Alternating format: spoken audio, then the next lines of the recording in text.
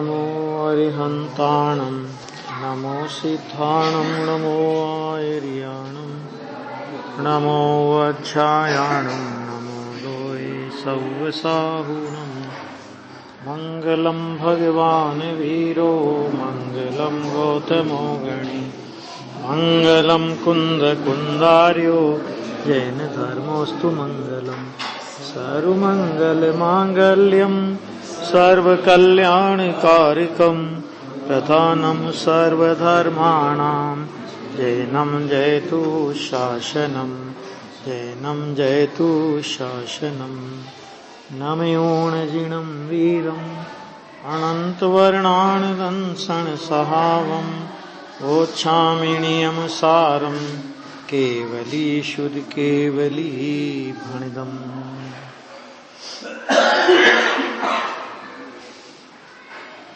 नियम सार की गाथा नंबर 8 चल रही थी। परमागम के स्वरूप के कथन की बात है। इसमें परमागम का स्वरूप क्या है वो यहाँ पर बता रहे हैं। कितने बिंदु आए थे परमागम के स्वरूप में। तो पहले तो कहा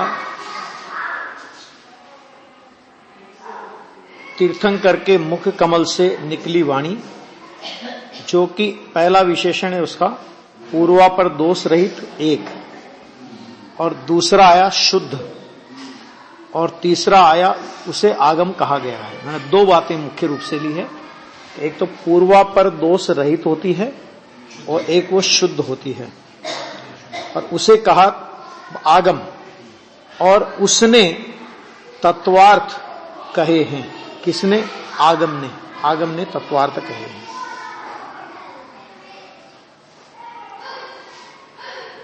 देखो यहां तक अपनी चर्चा हो गई थी।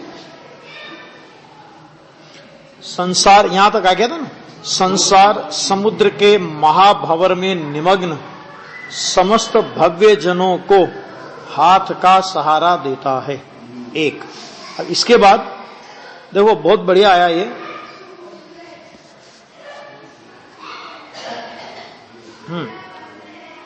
जो सहज वैराग्य रूपी महल के शिखर का शिखामणि है। वैराग्य किसे कहते हैं? सहज वैराग्य, फिर वैराग्य रूपी महल, और फिर वैराग्य रूपी महल का शिखर, और शिखर का शिखामणि। इतनी बातें इसमें से निकलेगी। तो सहज वैराग्य किसे कहते हैं? पहले तो ये कि सहज वैराग्य माने सहज आत्म तत्व के अवलंबन से जो राग के अभाव रूप दशा प्रकट होती है उसका नाम है सहज वैराग्य। वैराग्य अपन किसे समझते हैं? माने वैराग्य ऐसा लगता है कि वैराग्य माने बिल्कुल शोक में डूबा हुआ और माने दुखी दुखी सा लगे। ये वैराग्य नहीं है, क्योंकि किसी भी क्षणिक संयोग को लक्ष्य करके अगर कोई वैराग्य आता है तो उस वैराग्य में दम नहीं है, वो तो शौक है। क्षणिक संयोग के लक्ष्य से आने वाला वैराग्य, वो जैसे ही उस संयोग की परिस्थिति बदलेगी वो वैराग्य राग में बदल जाएगा। जैसे कोई अपनी इष्ट वस्तु का वियोग हो जाए, तो इष्ट वस्तु का वियोग होने पर अपने को क्या आता है? थोड़ा सा शमशानिया वैराग्य आता है ना। और जब उस इष्ट वस्तु का संयोग अपने को दूसरी किसी इष्ट वस्तु का संयोग हो जाए तो अपन उस वैराग्य को भूल जाते हैं। ऐसा होता है कि नहीं? लेकिन यहां ऐसा नहीं। सहज तत्व, क्योंकि सहज तत्व अनादि अनंत है, तो सहज तत्व का अवलंबन करके जो राग के अभाव रूप दशा प्रकट हुई उसका नाम वैराग्य। और वो वैराग्य जो होता है ना, वो ज्ञान के साथ में वैराग्य होता है। आत्मज्ञान सहित वैराग्य, इसको यूं कहेंगे आत्मज्ञान सहित कषाय का अभाव, उसका नाम वैराग्य है। और जिसके साथ में आत्मा का ज्ञान न हो, आत्मा की अनुभूति न हो, आत्मा की प्रतीति न हो, तो वो वैराग्य नहीं है, वो सच में रुंधा हुआ कषाय है। रुंधा हुआ कषाय माने क्या? जैसे अग्नि जल रही है और उसके ऊपर राख आ गई, तो अपने को अग्नि दिखाई नहीं देती, और अपने को क्या लगता है कि कोयला ठंडा हो गया, लेकिन है क्या, वो तो राख है, इसीलिए तुम्हें दिखाई नहीं दे रहा। तो इसी तरह किसी दूसरी कसाई को मुख्य कर दिया अपन ने, तो वो कसाई दिखाई नहीं दे रही। सच में वैराग्य नहीं है उसका नाम। वैराग्य का मतलब तो होता है कि राग के अभाव रूप परिणति। और प्रत्येक ज्ञानी को नियम से ज्ञान और वैराग्य शक्ति होती है। निर्जराधिकार में ज्ञान और वैराग्य शक्ति की बात कुंद आचार्य देव ने की है कि प्रत्येक ज्ञानी के जीवन में ज्ञान और वैराग्य शक्ति का सुमेल होता है, ज्ञान और वैराग्य शक्ति उसके जीवन में होती है। तो यहां वैराग्य मतलब चारित्र गुण की राग के अभाव रूप परिणति है, चारित्र गुण की भी कह सकते हैं। राग के अभाव रूप जो वीतराग दशा है, वास्तव में तो उसको वैराग्य कहते हैं, लेकिन उस नहीं, उसके पहले कोई वैराग्य नहीं होता, वो सब कहने की बातें हैं। कुछ नहीं, वो नहीं हो गया, वो तो ऐसे बहुत अनंत बार कर लिए, ऐसे पाठ वाठ में कुछ नहीं रखा है। मर गए तो शांति पाठ कर लिया, सब अशांत के अशांत बने रहते हैं, और शांति पाठ जल्दी मची रहती है, अरे जल्दी करो, शांति पाठ बोल रहे हो, वो भी शांति से नहीं बोलते हैं। खाली ये देखना है लोगों को कितनी घोषणा की इसने दान की, ये देखना होता है, वो कुछ नहीं होता है उसका। क्या है वो सब तो पाखंड है, उनमें कुछ नहीं, उनकी तो बात ही छोड़ो। सच्ची ये है कि ये वैराग्य, कि जिस वैराग्य के साथ में आत्मज्ञान होता है, आत्मज्ञान के बिना वैराग्य नहीं होता। हाँ, वो सभी आ गया उसमें, वैराग्य हो गया। और अब उसके बाद ये वैराग्य हो गया, ये वैराग्य तो चौथे गुणस्थान से हो जाता है, लेकिन चौथे गुणस्थान का वैराग्य अज्ञानी को दिखता नहीं है। क्यों नहीं दिखता? क्योंकि अज्ञानी ने वैराग्य की मापदंड कहां से करता है, वो संयोगों से करता है, बाहर की क्रियाकांड से करता है, बाहर के चाल चलन से करता है, बराबर। और समय दृष्टि को तो ये नहीं देखा जा सकता। समय दृष्टि तो ऐसा भी हो सकता है कि चक्रवर्ती हो, और चक्रवर्ती हो तो 96,000 रानियां हो, 6 खंड का वैभव हो, इतना सब कुछ दिखे, और उसको कहे कि ये वैरागी है, कैसे माने कोई? समय दृष्टि वैरागी कैसे माने कोई भी, है ना? तो वो उसका वैराग्य दिखता नहीं है, अंदर में वैराग्य होता है, दिखता नहीं है। स्वरूपाचरण चारित्र के सद्भाव रूप वैराग्य वहां पर पाया जाता है। लेकिन उसके बाद एक होता है वैराग्य रूपी महल। अब ये महल क्या हुआ?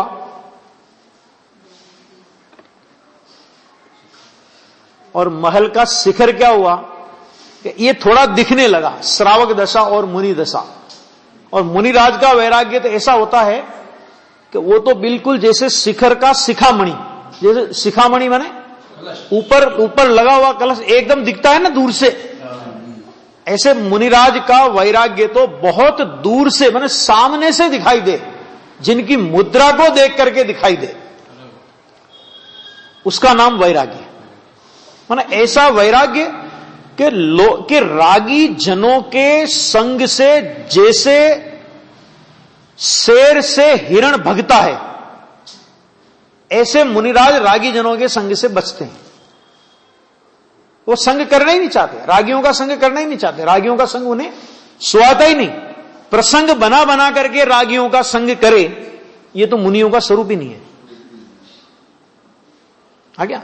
कल मैंने अष्टपाउड़ के अंदर पढ़ा, बोध पाउड़ के अंदर एक बहुत अच्छी बात लिखी कि जो कार्य श्रावक के लिए पुण्य बंध के कारण है, अपन बोलते तो थे ही ऐसे, लेकिन अब तो प्रमाण मिल गया, तब तो डंके की चोट बोलेंगे कि जो कार्य श्रावकों के लिए पुण्य बंध के कारण है, वे ही कार्य मुनिराज के लिए पाप बंध के कारण है। इतना क्यों उसमें बहुत अच्छा दिया उन्होंने कि श्रावक को, उसमें जिन प्रतिमा वगैरह की चर्चा चल रही थी, बोध पाउड़ में है, तो उसमें उन्होंने कहा कि भाई श्रावक है तो अपने रहने के लिए मकान बनाएगा, और भी अपनी गृहस्थ संबंधी अनेक प्रकार की आवश्यकताओं की पूर्ति के लिए व्यापार धंधा XYZ सब कुछ करेगा। गोरख धंधे सारे चलते हैं ना गृहस्थ दशा में, तो है ना। तो जब वो ये काम करेगा तो उसे वीतरागी जिनेंद्र परमात्मा के जिन मंदिर आदि बनाने का परिणाम भी आएगा। नहीं आएगा ऐसा नहीं है, श्रावक की भूमिका में वो परिणाम आएगा। और वो श्रावक के उसमें ये चर्चा चली कि उन्होंने ये कहा बोध पाहुड़ में कि कि भाई ये सब क्या है, प्रतिमा क्या है? तो उन्होंने कहा कि प्रतिमा भी आत्मा, सब आत्मा पे घटित किया। तो फिर किसी श्वेतांबर लोग होते हैं ना, उनको तो मजा आ गया कि वाह ठीक है, बढ़िया, हम तो यही कहते थे कि प्रतिमा होती नहीं, आत्मा ही सब कुछ है। तो फिर गुरुदेव ने उसमें, जयचंद जी साहब ने भी किया, गुरुदेव ने भी खुलासा किया कि भाई ये निश्चय का उपदेश है, तो इसका मतलब ये नहीं है कि जिन प्रतिमा और जिन मंदिर नहीं है। श्रावक को वो जिन प्रतिमा और जिन मंदिर बनाने का भाव नहीं आता, तो वो तो आता है, और वो आता है तो उसमें यद्यपि पुण्य बहुत है और पाप अल्प है। तो उन्होंने कहा कि भाई पाप का काम क्यों करना? श्वेतांबर बोलते हैं भाई पाप का काम क्यों करना, मंदिर बनाने में तो पाप होता है, तो पाप का काम क्यों करना? तो उन्होंने कहा कि भाई पाप तो है, लेकिन पाप अल्प है और पुण्य अधिक है ना। हाँ, और उसमें आता है ना, मोक्षांत प्रकाशक में एक ग्रंथ का उद्धरण देकर के आता है, बहु पुण्य रासो, ऐसा कुछ शब्द आता है एक। तो वो मैंने जहां पाप अल्प हो और पुण्य अधिक हो, तो उस कार्य का गृहस्थ की भूमिका में निषेध नहीं है। तो उसके संबंध में उन्होंने प्रश्न किया कि अब ये कार्य गृहस्थ तो करेगा और गृहस्थ की भूमिका के योग्य है वो तो करेगा, और यही काम मुनिराज करने लग जाएं, मंदिर बनाने का काम है ना, प्रतिमाएं नापने का काम, ये सब काम मुनिराज करने लग जाएं, कहते उनके लिए पाप है। क्यों? क्योंकि उन्होंने सब प्रकार के आरंभ सारंभ समारंभ का मन वचन काय कृत कारित अनुमोदना नौनों कोटि से त्याग करके मुनि हुए हैं, और वो अपने रहने के लिए कोई स्थान नहीं बनाते, अपने भोजन आदि की कोई व्यवस्था मुनिराज नहीं करते। जब वे ये काम नहीं करते तो उन्हें ये काम करने का अधिकार भी नहीं है, क्योंकि आरंभ सारंभ के कार्य हैं। तो वही काम मुनिराज करे तो पाप का बंद करते। क्यों? क्योंकि प्रतिज्ञा भंग का महापाप लगता है, और ग्रस्त को ऐसा परिणाम नहीं आवे। तो पद्मनंदी पंचविंशति का मत इतना गजब का लिखा कि तू गृहस्थाश्रम में है, यदि तुझे जिनेंद्र परमात्मा का जिन मंदिर बनाने का, प्रतिमा स्थापन करने का, दान आदि का, शास्त्र स्वाध्याय का, शास्त्र की प्रभावना इत्यादि का परिणाम नहीं आवे, तो पद्मनंदी आचार्य क्या कहते हैं? ऐसे गृहस्थाश्रम को गहरे जल में जाके डुबो देना। ये शब्द लिखा है। अभी तो गुरुदेव के प्रवचन आएंगे ना उस पर, तभी अभी आ रहे हैं प्रिंट, मतलब जो भी तैयार होके है ना, उसमें लिखा कि ऐसे गृहस्थाश्रम, वीतरागी संत कहते ऐसे गृहस्थाश्रम को तो जल में डुबो देना, गहरे जल में डुबो देना। ये शब्द का प्रयोग किया है। क्यों? ये भूमिका है। तो मुनिराज का वैराग्य इतना अधिक बढ़ चुका होता है, इतना अधिक बढ़ चुका होता है, वो वैराग्य रूपी महल के शिखर के शिखामणि है ना। माने इतना उत्कृष्ट वैराग्य। अब जहां इतना उत्कृष्ट वैराग्य हो, वहां राग की अत्यधिक मंदता होती है, अत्यधिक, और अत्यधिक मंदता में इस तरह के परिणाम नहीं आते। वो बात तो ठीक है। तो यहां पे कहा सहज वैराग्य रूपी महल के शिखर का शिखामणि है, जो कभी न देखे हुए, कभी नहीं देखे, अर्थात अनजाने, अनुभूत, जिस पर स्वयं पहले कभी नहीं गया है, ऐसे मोक्ष महल की प्रथम सीढ़ी है। कौन? ये परमागम। सम्य दर्शन तो होने पर तो मोक्ष मार्ग हो ही जाएगा, लेकिन सम्य दर्शन तक जाओगे कैसे? सम्य दर्शन तक पहुंचने का उपाय क्या? तो सम्य दर्शन तक पहुंचने का उपाय ये परमागम बताता है। तो परमागम को भी मोक्ष महल की प्रथम सीढ़ी कह देंगे। और जो काम भोग से उत्पन्न होने वाले अप्रशस्त राग रूप अंगारों द्वारा सिकते हुए, काम भोग रूपी अप्रशस्त राग माने अशुभ राग, उस अंगारों द्वारा सिकते हुए, क्या शब्द का प्रयोग किया है? अंगारों द्वारा सिकते हुए समस्त दीन जनों के महाक्लेश का नष्ट करने में समर्थ सजल मेघ अर्थात पानी से भरा हुआ बादल है। कि जैसे बहुत अग्नि लगी हो, पूरे जंगल में दावानल सुलग रहा हो, और उस समय जल से भरा हुआ मेघ यदि बरस जाए तो अग्नि शांत होती कि नहीं? तो उसी प्रकार यहां पर कहते हैं कि सारा अज्ञानी जगत 5 इंद्रिय के विषय भोग रूपी अग्नि रूप अप्रशस्त राग रूपी अंगारों में सिक रहा है। तो उस अंगारों से उन्हें बचाने के लिए यह परमागम कैसा है कि सजल मेघ अर्थात जल से भरा हुआ मेघ है। अर्थात अपने मन को यदि परमागम के अभ्यास में लगा दिया जाए, किसमें लगा दिया जाए? परमागम के अभ्यास में, तो सहज ही 5 इंद्रियों के विषय कसाय की वृत्ति शमित होती है, अर्थात वो उत्पन्न नहीं होती। आ गया? इसलिए वो उसको कहा कि वो परमागम सजल मेघ है। और उसने माने परमागम ने वास्तव में 7 तत्व तथा 9 पदार्थ कहे हैं। माने ये परमागम में अन्य जिनके मत में सर्वज्ञ नहीं है, उनके मत में 7 तत्व और 9 पदार्थ की कोई व्यवस्था नहीं है उनके पास। आप ये विचार करो कि ये 7 तत्व सोच भी नहीं सकते हैं कोई, अनेक प्रकार के मतांतरों के तत्व व्यवस्था उनकी पढ़ो ना, तो ऐसे ऐसे तत्वों की चर्चा आपको मिलेगी कि पढ़ करके अपने को तो हंसी आवे। ये परमागम में 7 तत्व, पूरे परमागम में क्या कहा?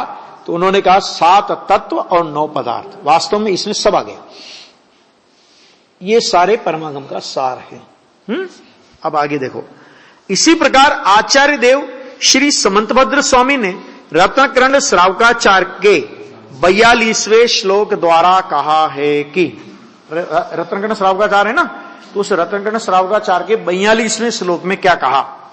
आगम की परिभाषा दी, वहां सम्यक ज्ञान की परिभाषा दी। उन्होंने कहा जो न्यूनता बिना,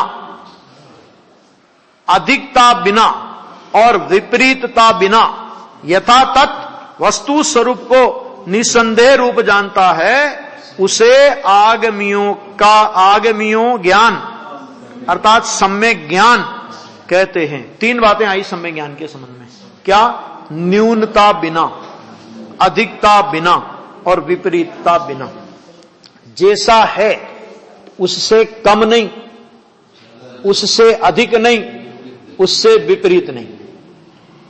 ये 3 चीजें जिसमें नहीं होती उसको आगमियों का ज्ञान अर्थात उसको सम्यक ज्ञान कहने में आता है ना।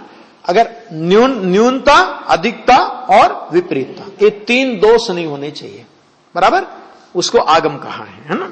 अब देखो 8वीं गाथा की टीका पूर्ण करते हुए टीकाकार मुनिराज श्लोक द्वारा जिनवाणी को अर्थात जिनागम को वंदन करते हैं। देखो मुनिराज स्वयं जिनवाणी लिखते हैं, लेकिन लिखते हैं ना तो भी वो जिनवाणी को वंदन करते। क्यों करते हैं? क्योंकि जिनवाणी मुनिराज लिखते हैं, लेकिन सच में वो है सर्वज्ञ की वाणी, सर्वज्ञ के संदेश है ना। गुरुदेव बोलते हैं ना कि तीर्थंकर परमात्मा के आरतिया होकर ये संतों ने जगत को तत्व ज्ञान दिया है। संतों का माल तो तीर्थंकर परमात्मा का है, संत तो आरतियां हैं।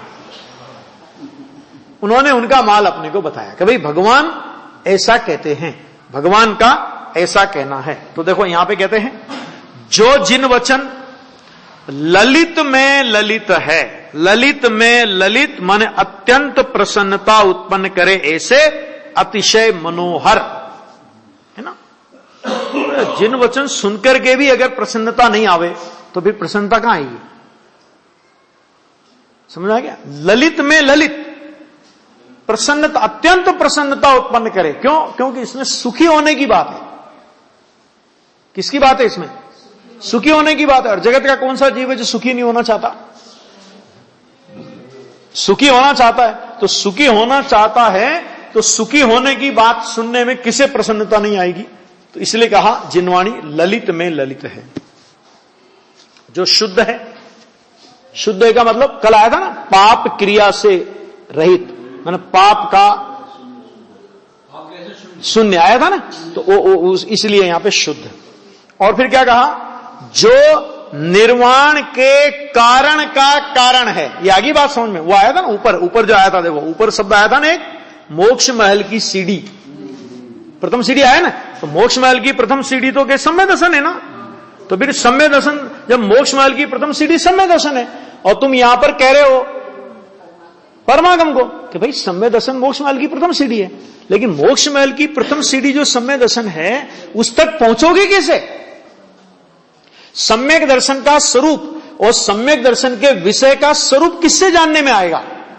परमागम के द्वारा। तो उन्होंने क्या शब्द का प्रयोग किया? तो उन्होंने कहा कि जो निर्वाण के कारण का कारण है। निर्वाण का कारण क्या है? तो सम्य दर्शन ज्ञान चारित्राणी मोक्ष मार्ग है। लेकिन सम्य दर्शन ज्ञान चारित्राणी मोक्ष मार्ग का कारण कौन? कि परमागम। जैसे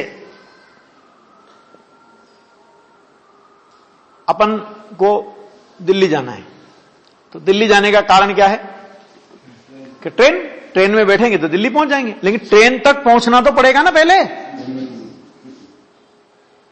तो ट्रेन तक पहुंचने का कारण क्या है? तो हम कहेंगे यहां से हम बस में बैठेंगे, कोटा उतरेंगे, कोटा से फिर टेम्पो ऑटो जो भी पकड़ेंगे, रेलवे स्टेशन पहुंचेंगे, और रेलवे स्टेशन पहुंच करके ट्रेन में बैठ जाएंगे, है ना। ट्रेन में बैठ करके हम दिल्ली पहुंच जाएंगे। लेकिन ट्रेन में बैठने के पहले क्या करेंगे कि ट्रेन तक तो पहुंचो पहले, तब तो ट्रेन में बैठोगे। तो ऐसे ही जो निर्वाण का कारण तो सम्य दर्शन ज्ञान चारित्र है, बराबर। लेकिन उस निर्वाण के कारण का भी जो कारण है, क्यों? क्योंकि सम्य दर्शन का क्या स्वरूप है, सम्य ज्ञान का क्या स्वरूप है, सम्य चारित्र का क्या स्वरूप है, सम्य दर्शन ज्ञान चारित्र का विषय बुद्ध शुद्धात्मा कैसा है, उसका अवलंबन कैसे लिया जाता है, किससे भेद ज्ञान किया जाता है, तत्व क्या है, स्व कौन है, पर कौन है, ये सारा निर्णय कराने में कारणभूत परमागम है। इसलिए उसे कहा कि ये तो निर्वाण के कारण का भी कारण है।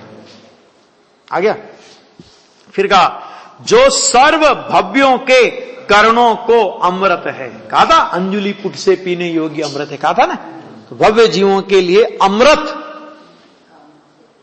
अब पंडित टोडरमल जी का उदाहरण ले लो कि जिस तरह कोढ़ी को अमृत पान करावे और वह न करे, तो उसके अभाग्य की महिमा हमसे नहीं हो सकती। कोढ़ी किसे कहा? दरिद्री, दो शब्दों का प्रयोग किया ना। दरिद्री को अवलोकन मात्र चिंतामणि की प्राप्ति हो, और कोढ़ी को अमृत पान करावे। तो दरिद्री किसे कहा और कोढ़ी किसे कहा? कि दरिद्री उसे कहा जिसको पहली बार जिनवाणी सुनने को मिली। निगोष से निकला, त्रस पर्याय में आया, मनुष्य पर्याय में आया, पहली बार जिनवाणी सुनने को मिली। उसने कहा कि दरिद्री को अवलोकन मात्र चिंतामणि की प्राप्ति हो, जिनवाणी मिली। चिंतामणि रत्न है जिनवाणी। अच्छा, और कोढ़ी किसे कहा? कि अनंत बार भगवान के समोसरण में गया, 9वें ग्रेवक गया, मुनिपना धारण किया, 11 अंग 9 पुरों का पाठी हुआ। मैं जानता हूं, मैं इतनी कसाई की मंदता कर, मेरे इतने कसाई की मंदता हो रहती है, कसाई की तीव्रता में मैं नहीं पड़ता, है ना। तो इस तरह उसे कहा कोढ़ी कि तेरे को तो क्षोभसम ज्ञान और कसाई की मंदता का कोड चल रहा है। अब ऐसे जीव को अमृत पान करावे, तो अमृत पान करे तो उसका कोड मिट सकता है। हाँ, तो ऐसे ही यहां पे कहा कि जो भव्य है ना, कि उन भव्यों के लिए एक जिनवाणी अमृत के तुल्य है। अमृत, अ माने नहीं, मृत माने मारने वाला। जो मारने का काम नहीं करता उसका नाम है अमृत, अर्थात जो हमें निर्वाण में पहुंचाता है। कहा था ना, भगवान के देह परिवर्तन को अगला भाव नहीं होने की वजह से, नया जन्म नहीं होने की वजह से भगवान का जो देह छूटेगा ना, उसको मरण नहीं कहते, उसको निर्वाण कहते हैं। क्यों निर्वाण कहते हैं? उसका कारण है, अगला जन्म नहीं होगा, उनका नया शरीर नहीं मिलेगा, इसलिए उसको निर्वाण कहते हैं। और अपन लोगों को अगले जन्म में फिर धक्के खाने हैं। तो अपन तो अपने जन्म मरण, अपने मरण को मरण बोलते हैं, और मिथ्यात्व सहित मरण को तो बाल मरण बोलते हैं, है ना। भगवान के मरण को भी पंडित मरण बोलते हैं। उस समाधि मरण में 17 प्रकार के मरणों की अपेक्षा, लेकिन वो पंडित मरण माने निर्वाण, ऐसा। तो भव्य जीवों को अमृत है, जो भव रूपी अरण्य के उग्र दावानल को शांत करने में जल है। जबरदस्त अरण्य, मैंने जहां कोई मनुष्य नहीं होवे, अरण्य, और उसमें उग्र दावानल सुलग रहा हो, कि जल है उसके लिए। जैसे जल की वर्षा हो जाए, अग्नि बुझ जाती है। और जो जैन योगियों के द्वारा सदा वंद्य है,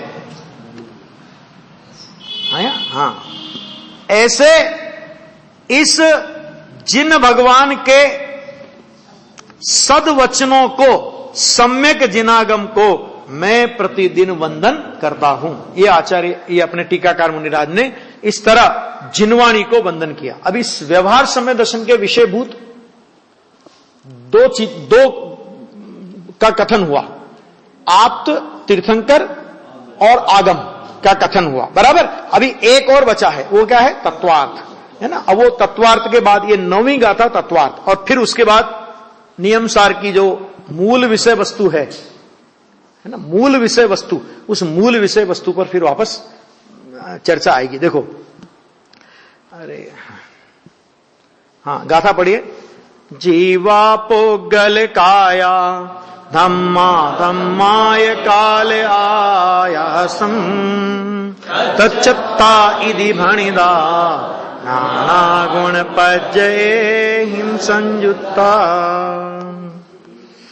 देखो क्या कहते हैं यहां पे, सट द्रव्य पुद्गल जीव धर्म अधर्म कालाकाश है, ये विविध गुण पर्याय से संयुक्त सट तत्वार्थ है। देखो क्या कहते हैं यहां पे, जीव पुद्गल काय, जीव पुद्गल काय। पुद्गल काय शब्द का क्यों प्रयोग किया? क्या ये होता है ना, एक तो पुद्गल परमाणु होता है, एक पर काय लिया तो संख्यात, असंख्यात और अनंत प्रदेशी, ऐसा पुद्गल काय। धर्म, अधर्म, काल और आकाश, ये क्या हुए? ये तो 6 तो द्रव्य हुए। तो इन्हें कहा यह तत्वार्थ कहे हैं। 6 द्रव्यों को यहां तत्वार्थ कहा, जो कि तत्वार्थ का मतलब क्या होता है? तत्व और अर्थ। अर्थ माने होता है पदार्थ, अर्थ माने पदार्थ, और तत्व माने उसका जो स्वरूप, उसको बोलते तत्व। जीव अर्थ है क्योंकि वो पदार्थ है, जीव तत्व है क्योंकि उसका एक निश्चित स्वरूप है। निश्चित स्वरूप क्या है जीव का? निश्चित स्वरूप जीव का ज्ञान दर्शन। पुद्गल अर्थ यानी पदार्थ है, उसका एक निश्चित स्वरूप है, रूप रस गंध वर्ण, ऐसे ऐसे सब में समझ लेना। ये तत्वार्थ कहे गए हैं, जो कि विविध गुण पर्यायों से संयुक्त हैं। क्यों? अब देखो, उनको इन 6 तत्वों में ही ध्यान देना, इन 6 तत्वार्थों में से ही 9 तत्वार्थ और 9 पदार्थ सिद्ध करना है ना, तो इसलिए उधर पुद्गल काय लिया। बहुत विचक्षणता है। पुद्गल काय क्यों लिया? क्योंकि अकेला पुद्गल द्रव्य कभी भी विभाव परिणाम का और विभाव के अभाव रूप परिणाम का, मैंने आश्रव बंध संवर निद्रा मोक्ष, इसका कारण अकेला पुद्गल नहीं होता कभी, स्वतंत्र पुद्गल कभी नहीं होता। इसलिए आचार्य देव ने वहां पुद्गल काय लिया। क्यों लिया साहब पुद्गल काय?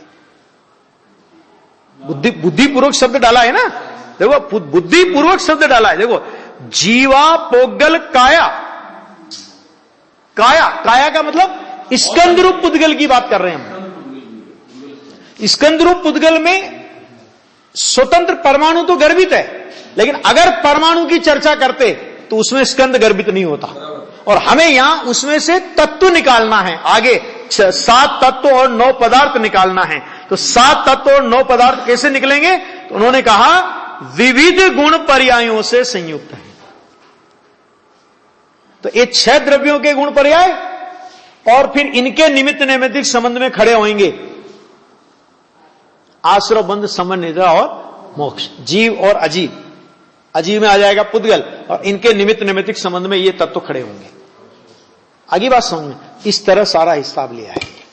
देखो यहां इस गाथा में 6 द्रव्यों के पृथक पृथक नाम कहे गए हैं। 6 द्रव्यों के नाम कहे और उसी में फिर ये सब अंतर्गर्भित हो जाएगा। देखना, स्पर्शन, रसन, रसना शब्द नहीं है, गलत है। रसन, रसना हम बोलते हैं ना, गलत है वो शब्द। रसन शब्द है मूल में। स्पर्शन, रसन, ग्राण, चक्षु, श्रोत्र, मन, वचन, काय, आयु और स्वाच्छोश्वास नामक 10 प्राणों से संसार दशा में जो जीता है जिएगा और पूर्व काल में जीता था वह जीव है। एकदम व्यवहार की बात करी ना। 5 इंद्रियां, मन वचन काय, 8 आयु और स्वाच्छोश्वास, ये 10 प्राण होते हैं। इन 10 प्राणों से संसार दशा में, संसार अवस्था में 10 प्राण माने यथासंभव जिसमें जितने लागू होते वो लगा लेना।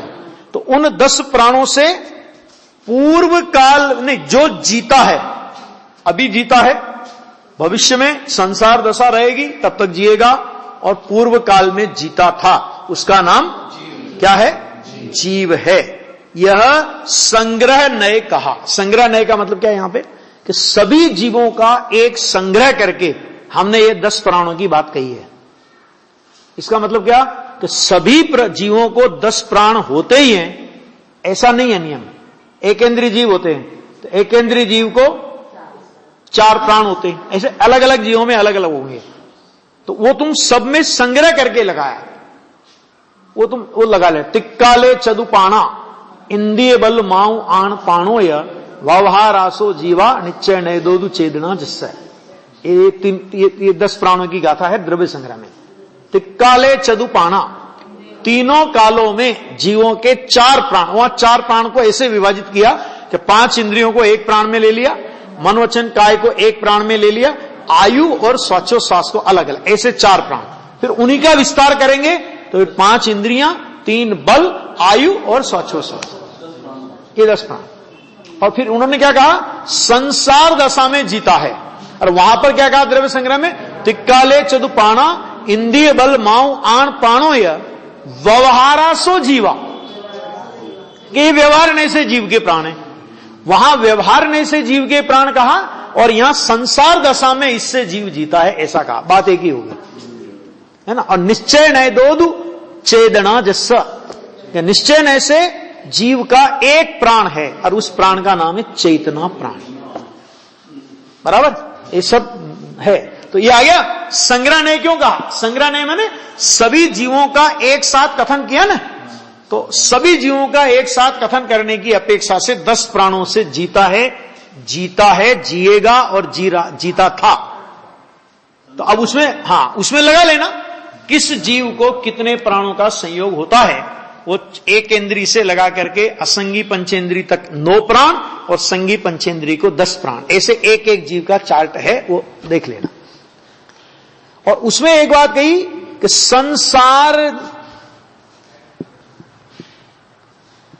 संसार अवस्था में, माने इसका मतलब संसार दशा में, इसका मतलब क्या है कि ये व्यवहार जीवत्व की बात है। शुद्ध जीवत्व उसको ये 10 प्राण नहीं है। शुद्ध जीव तो एक चेतना स्वरूप है। ये व्यवहार से, पर्याय अपेक्षा से, संयोग अपेक्षा से ये 10 प्राण कहा गया, है ना। अब इसी को आधार बना के लोगों ने नारा बना लिया, महावीर का क्या संदेश, है ना। और शोभा यात्रा निकले तो जोर जोर से बोलते जियो और जीने दो। सच में बणियों को कुछ भी पता नहीं है। ये वास्तव में बाइबल का सिद्धांत है। जैन दर्शन का यह सिद्धांत ही नहीं है कि जियो और जीने दो। भगवान महावीर ने कहा ही नहीं है। अब गुरुदेव ने बोल दिया कि अज्ञानी ऐसा कहते हैं कि जियो और जीने दो, ये अज्ञानी कहते हैं। तो झंडा खड़ा कर दिया लोगों ने कि जीवो और जीने दो। अरे भाई, हर प्राणी अपने व्यवहार में से देखो तो अपने अपने प्राणों से जीता है, और निश्चय ने से देखो तो चेतना उसका प्राण है। तो तुम दूसरे जीवों को 10 प्राण में से कितने प्राण दे सकते हो? अच्छा बताओ। चलो हम कहते हैं चलो मान लिया भगवान महावीर ने कहा कि जियो और जीने दो, तो चलो तुम तो जी लो और जीने भी दो, तो चलो उसकी आयु खत्म हो गई, अपनी आयु में से कितने आयु के वर्ष उसको दे सकते हो, कितने दे सकते हो? हाँ? नक्की तो कहो, मूल जीवत्व तो मूल तो आयुष्य से है ना। आंख फूट जाएगी, कान खराब हो जाएंगे तो जी लेगा आदमी, आयु के बिना तो नहीं जिएगा। तो एक जीव दूसरे जीव को आयु दे सकता है क्या? बोलो। तो जब आयु दे नहीं सकता तो एक जीव दूसरे जीव को जिला सके अथवा एक जीव दूसरे जीव को मार सके, जब दे नहीं सकता तो किसी की आयु ले सकता है? इसकी आयु 80 साल की है, ये 80 साल तक जी के क्या करेगा? चलो 10 साल इसकी आयु में से अपने में बढ़ा लें, ऐसा हो सकता है क्या? नहीं हो सकता है ना।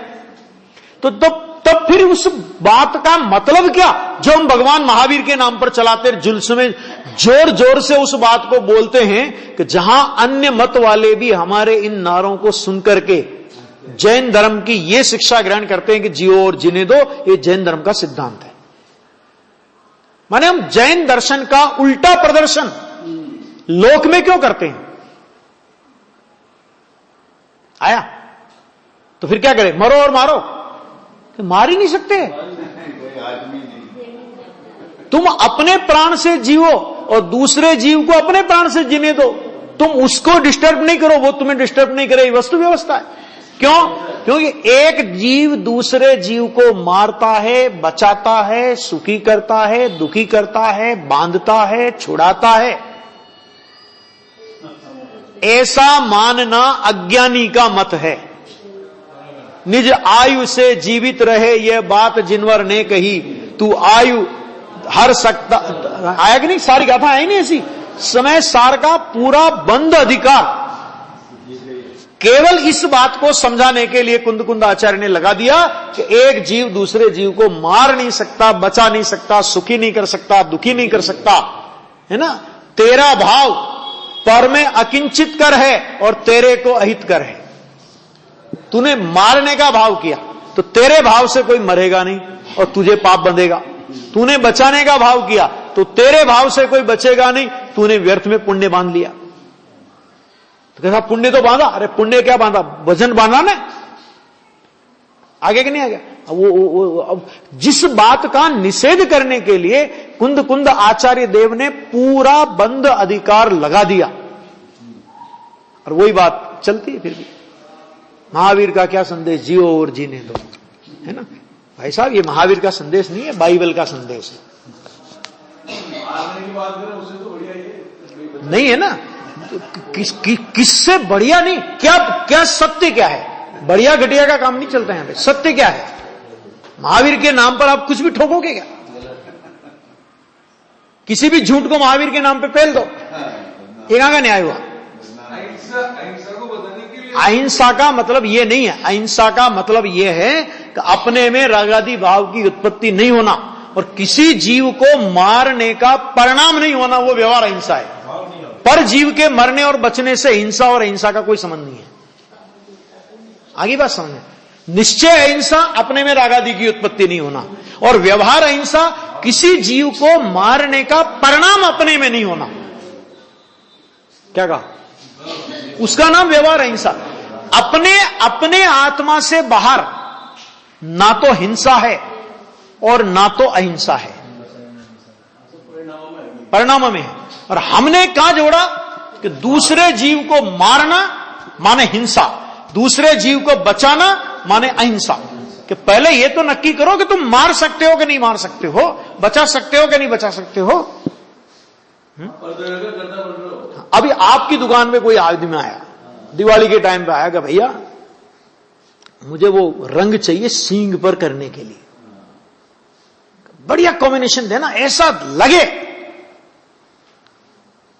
तो आपने बहुत देर तक बहसबाजी करता रहा कि ये नहीं ये दिखाओ, ये नहीं ये दिखाओ, ये नहीं ये दिखाओ। और फिर उससे पूछा कि तू ये बता, अच्छा मैं अभी कॉम्बिनेशन पूरा निकाल के देता हूं, तू ये बता तुझे किस पशु के सींग पर रंग करना है? और वो कहे जी गधे के सींग पर करना है। तो अभी क्या कहोगे कि भाई मेरा आधा घंटा तूने खराब किया, अब आज के बाद दुकान पे चढ़ना मत। ठीक है? ये सारी रामायण हमने गाई और आचार्य भगवान कहते हैं कोई किसी को मार ही नहीं सकता, कोई किसी को बचा ही नहीं सकता। आज तक किसी जीव को हिंसा का पाप किसी जीव के मरने से नहीं लगा, और आज तक किसी जीव को अहिंसा का पुण्य किसी जीव के बचने से नहीं बंधा, अपने परिणामों से बंधा, दूसरे से क्या संबंध है ना? ये बात है। आगे आगे आगे देखो, अभी है निश्चय से भाव प्राण धारण करने के कारण, और निश्चय से क्या लिया, ये तो व्यवहार से बात आ गई, और निश्चय से भाव प्राण धारण करने के कारण जीव है। ठीक है? भाव प्राण क्या है? निश्चय से चेतना, बराबर। आगे देखो, व्यवहार से द्रव्य प्राण धारण करने के कारण जीव है। हो गया? व्यवहार से ये द्रव्य प्राण आ गए ना, 10 प्राण। शुद्ध सद्भूत व्यवहार से, अब देखना, शुद्ध सद्भूत व्यवहार से, शुद्ध माने अनुपचार, शुद्ध कहो अनुपचरित कहो, अनुपचरित सद्भूत व्यवहार से केवल ज्ञानादि शुद्ध गुणों का आधार होने के कारण कार्य शुद्ध जीव है। गुणों माने निर्मल पर्याय।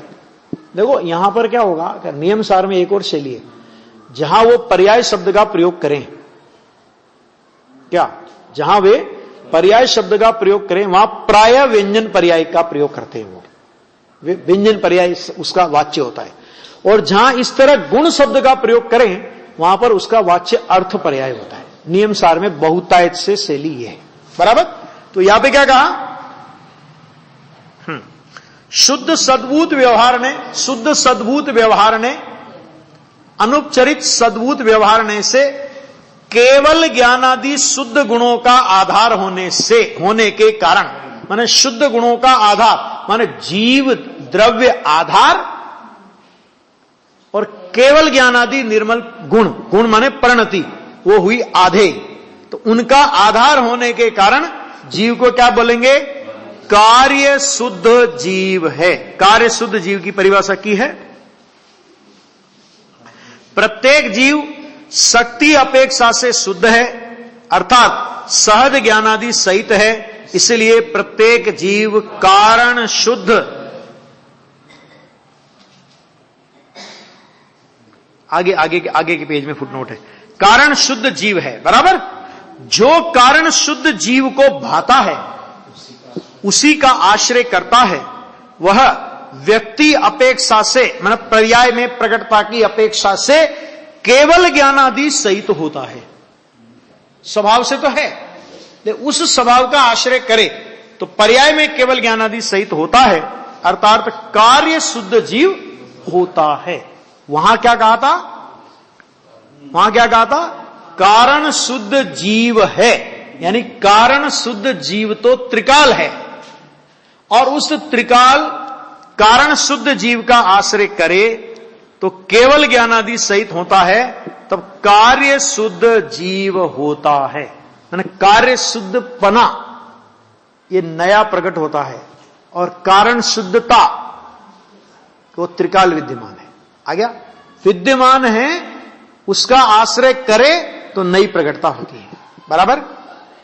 हाँ, शक्ति में से व्यक्ति होती है, इसलिए शक्ति कारण है और व्यक्ति, बोलो अब बाहर में कहां कारण कार्य ढूंढना है, अच्छा बताओ। अपन लोग क्या कहते हैं, हम तो सब सम्य दर्शन का कारण बाहर में, सम्य ज्ञान का कारण बाहर में, सम्य चारित्र का कारण बाहर में, अनंत दशा का कारण बाहर में, चौथा काल, वृषभ, नारायण, फलाना फलाना फलाना, बहुत बहुत बहुत ढूंढते हैं लोग। कहते भाई साहब, शक्ति कारण है और व्यक्ति कार्य है, इसके अलावा कारण कार्य की कोई दूसरी परिस्थिति नहीं है। ये समझ लेना बहुत अच्छे से, है ना। आगे देखो, ऐसा होने से शक्ति रूप शुद्धता वाले जीव को कारण शुद्ध जीव कहा जाता है, और व्यक्त शुद्धता वाले जीव को कार्य शुद्ध जीव कहा जाता है। कितना सरस स्पष्टीकरण है। आ गया, कारण शुद्ध अर्थात कारण अपेक्षा से शुद्ध, अर्थात शक्ति अपेक्षा से शुद्ध, कार्य शुद्ध अर्थात कार्य अपेक्षा से शुद्ध, अर्थात व्यक्ति अपेक्षा से शुद्ध। बोलो कितना, ये बहुत अच्छा स्पष्टीकरण आ गया ना। पूरा इसका स्पष्टीकरण आ गया है। तो ये कार्य शुद्ध और ये कारण शुद्ध। तो ये आ गया कि कार्य शुद्ध जीव है। ये किस आधार पे कहा? अनुपचरित असद्भूत अनुपचरित सद्भूत व्यवहार नय से केवल ज्ञानादि शुद्ध गुणों का आधार होने के कारण कार्य शुद्ध जीव है। आ गया? अशुद्ध, अब देखना, अशुद्ध सद्भूत, अशुद्ध सद्भूत, अशुद्ध माने उपचरित सद्भूत, उपचरित सद्भूत व्यवहार नय से, अब देखना ध्यान से सुनना अभी जरा, मति ज्ञानादि विभाव गुणों का आधार होने के कारण अशुद्ध जीव है। मति ज्ञानादि क्या मतलब? तो मति ज्ञान, श्रुत ज्ञान, अवधि ज्ञान, मन पर्याय ज्ञान, केवल ज्ञान नहीं, केवल ज्ञान कार्य शुद्ध में आया। आ गया? ये चार ज्ञान है ना, कि एक चार ज्ञान को अशुद्ध ज्ञान कहा, और चार ज्ञान में मिथ्या ज्ञान नहीं लिया। अभी ध्यान देना, मिथ्या ज्ञान को अलग रख दो। अभी मिथ्या ज्ञान, देखो ये ज्ञान वो ज्ञान है, समझना थोड़ा ध्यान से, कि ये ज्ञान वो ज्ञान है कि जो साधक दशा में होते हैं और इनका अभाव होने पर कार्य शुद्ध दशा प्रकट होती है। केवल ज्ञान होता है वही कार्य शुद्ध दशा। और मिथ्यामति, श्रुत और अवधि, ये वे ज्ञान हैं कि जो साधक दशा में भी नहीं रहते, इसलिए ये अनुपचरित सद्भूत में भी नहीं जाएंगे, सॉरी उपचरित सद्भूत में भी नहीं जाएंगे। ये उपचरित सद्भूत में भी मिथ्या ज्ञान नहीं जाएंगे, वो असद्भूत में जाएंगे। आ गया समझ में? आ गया समझ में? आ गया कि नहीं? क्या? हाँ, उपचरित उपचरित सद्भूत व्यवहार में आए मति ज्ञानादि विभाव गुणों, विभाव गुण, अब इनको मति ज्ञानादि को अशुद्ध, विभाव गुणों का आधार होने के कारण अशुद्ध। यहां विभाव क्यों कहा उन्हें? कि पूर्ण ज्ञान नहीं है, पूर्ण ज्ञान नहीं है ना, तो अपूर्णता की अपेक्षा से विभाव कहा। मतलब साधक दशा में अशुद्ध जीव बोलिए। हाँ, अशुद्ध साधक दशा का मतलब ये साधक दशा की ज्ञान अपेक्षा से अशुद्धता है। क्यों? क्योंकि पूर्णता नहीं है। इसका मतलब क्या हुआ कि जिस तरह साधक दशा में राग की परिस्थिति तो इससे भी खराब है। राग होता है ना साधक दशा का राग, साधक दशा का राग अशुद्ध, ये असद्भूत व्यवहार नहीं का विषय बनता है। ध्यान से सुनना जरा, क्या कहा? बहुत साधक दशा, साधक के राग की बात कर रहा हूं, अज्ञानी के राग की बात नहीं कर रहा। साधक का राग असद्भूत व्यवहार नहीं का विषय बनता है, और साधक का ज्ञान सम्य ज्ञान हुई, साधक का ज्ञान सम्य ज्ञान ही होगा, वो सद्भूत का, भले उपचरित का बनता है लेकिन सद्भूत का विषय बनता है। इसका मतलब क्या हुआ कि राग तो स्वभाव से ही अशुद्ध है। इन ज्ञानों को तो अपूर्णता की अपेक्षा से अशुद्ध कहा, जबकि सम्य ज्ञान है। ध्यान से सुनना, इनमें अंतर क्या है? अंतर क्या है जरा समझो, कि ये तो सम्यक ज्ञान के अंश हैं लेकिन केवल ज्ञान नहीं है, पूर्णता नहीं है, केवल ज्ञान नहीं है। केवल ज्ञान नहीं है इसलिए विभाव, और पूर्ण नहीं है इसलिए अशुद्ध। लेकिन राग है ना, राग कि वो सम्यक चारित्र का अंश नहीं है, जैसे ये सम्यक ज्ञान का अंश है। ध्यान से सुनो जरा, बहुत गजब का बिंदु है ये। तो इस राग तो सम्यक चारित्र का अंश नहीं है। सम्यक चारित्र का अंश किसे कहेंगे? कम से कम जाति तो वो हो, जाति तो मिले। समझ में आ गया है कि ये जाति से जाति मिली, भले वो 1000 पति है, 1 करोड़ पति है, लेकिन है तो एक जाति के। तो भले ही ये अल्प अशुद्धता, सॉरी अल्प शुद्धता और पूर्ण शुद्धता, जाति एक है। वो ज्ञान भी पूर्णता, नहीं अभी अभी सुनो, बोलो मत बीच में, अभी थोड़ा सुनो पहले इस बात को, बहुत गंभीर पॉइंट आ रहा है, बहुत गंभीर, कभी स्वाध्याय में नहीं आया है कहीं भी, इतना गंभीर पॉइंट है, सुनना जरा इस बात को भी। तो क्या कहा समझ आया मुझे, सुनो थोड़ा, कि शुद्ध अल्प शुद्धता और पूर्ण शुद्धता, तो अल्प शुद्धता पूर्ण शुद्धता की जाती है, उसका प्रकार है।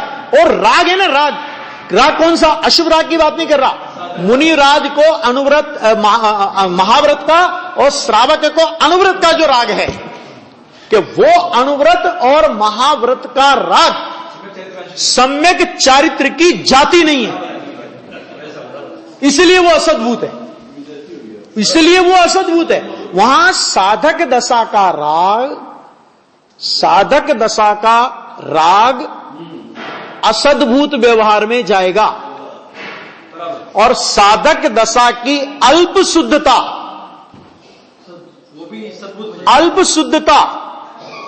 उपचरित सद्भूत व्यवहार में जाएगी, उपचरित सद्भूत व्यवहार में जाएगी, और यथाख्यात शुद्धता वो अनुपचरित सद्भूत में जाएगी। राग तो सद्भूत में भी नहीं गया भाई साहब, क्यों? क्योंकि अरे मुनिराज के महाव्रत और श्रावक के अनुव्रत का राग वो चारित्र की जाति नहीं है, चारित्र से विरुद्ध है। आया अब बोलो, अब कोई प्रश्न हो? अब एक बात, अब दूसरा, कि इधर ज्ञान है ना, इधर जो ज्ञान है, अब ज्ञान में दो प्रकार, कि जो सम्यक ज्ञान है, वो सम्यक ज्ञान किसमें गया? सम्यक ज्ञान में केवल ज्ञान गया अनुपचरित सद्भूत व्यवहार ने आ गया। हाँ, अब दूसरा मति श्रुत अवधि मना पर्याय, जानना, और वो भी सम्यक प्रकार से जानना, ये होने की वजह से इसको केवल ज्ञान का अंश कहकर, केवल ज्ञान चूंकि अनुपचरित सद्भुत व्यवहार का विषय है, और ये अशुद्ध, ये अधूरा है, तो अशुद्ध तो कहा, अपूर्णता की अपेक्षा से अशुद्ध कहा, लेकिन जाति एक होने की वजह से, सम्यक ज्ञान जाति होने की वजह से सद्भूत कहा, और अपूर्ण होने की वजह से उपचरित कहा। अब मिथ्या दृष्टि का मतिशुद्ध ज्ञान किसमें जाएगा? कि मिथ्या दृष्टि का मतिशुद्ध ज्ञान, अवधि ज्ञान, वो जाएगा असद्भूत व्यवहार में। ये मैं नहीं कह रहा हूं, द्रव्य संग्रह में पढ़ लेना ये पॉइंट। अब कोई प्रश्न हो तो बोल सकते हो। मिथ्या दृष्टि का प्रतिशुद्ध है तो भी पाया तो इसी का पाया तो अशुद्ध ना। किसका? सम्यक ज्ञान का अंश नहीं है ना, सम्यक ज्ञान का अंश नहीं है ना, ज्ञान के अंश की बात नहीं चल रही, सम्यक ज्ञान का अंश नहीं है ना। स्वरूप विपरीतता, कारण विपरीतता, भेदाभेद विपरीतता उस ज्ञान में पाई जाती है। एक पॉइंट, संशय, विपर्य और अनध्यवसाय, ये उस ज्ञान में दोष पाए जाते हैं। सम्यक दृष्टि के मतिशुद्ध ज्ञान में कारण विपरीतता, स्वरूप विपरीतता, भेदाभेद विपरीतता, संशय, विपर्य, अनध्यवसाय नहीं पाए जाते। मैंने राग को कहां रखा?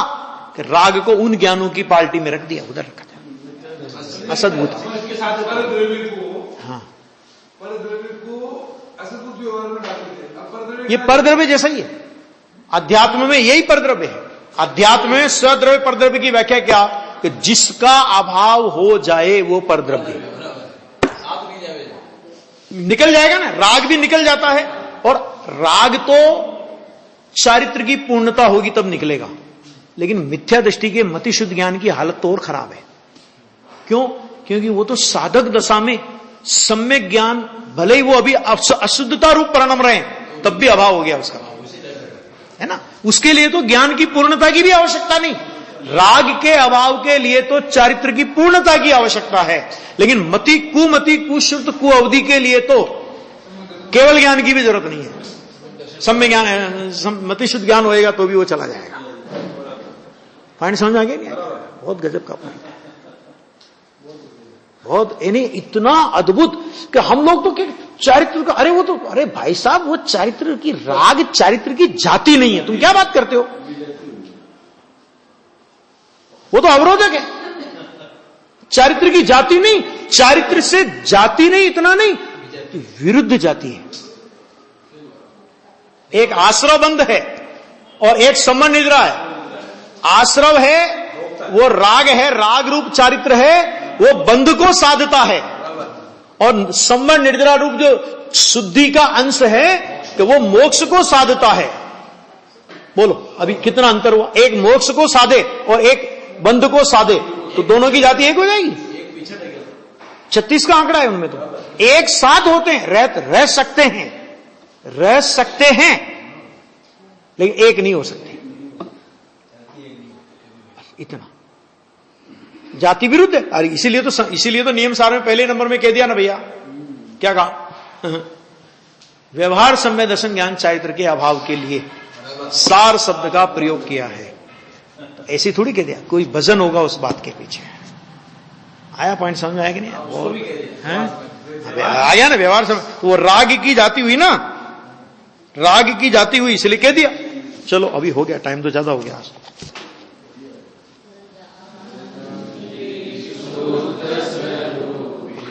अविनाशी